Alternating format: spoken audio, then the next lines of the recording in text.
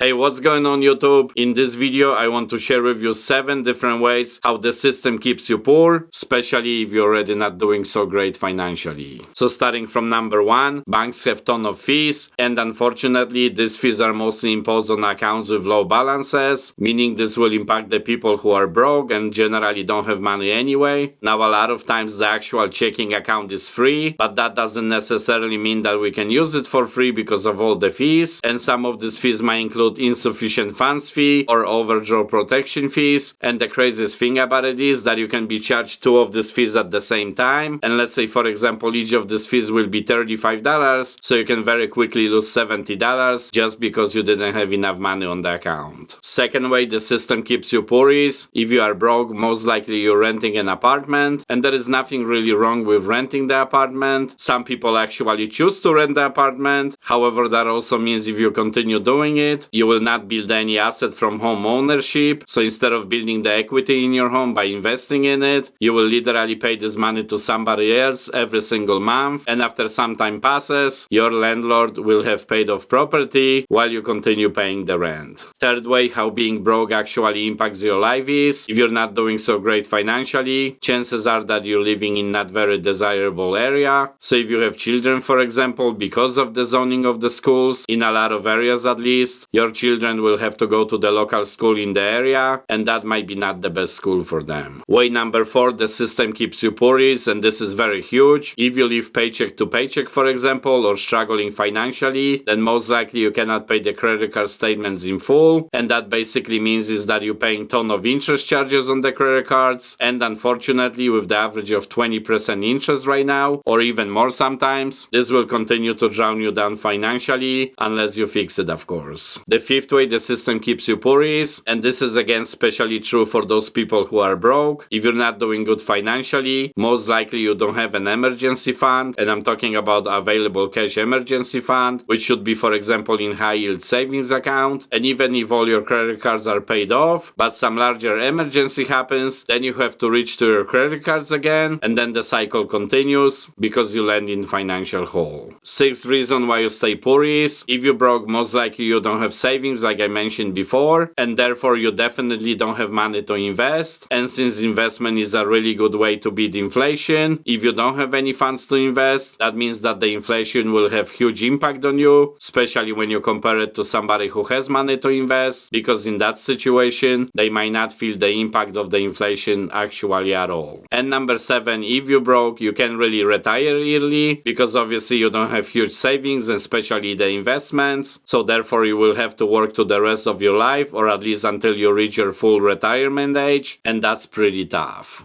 Alright, hold on. The good news is that you can actually change your situation. Sure, you're not gonna change it in one day, but if you start working on it today and actually start improving your situation even one step at a time, in just few months from now or maybe a year or 2, you will be in totally different situation. Here is also some videos that I made that might help you. So thank you very much for watching, and maybe I'll see you next time. Cheers.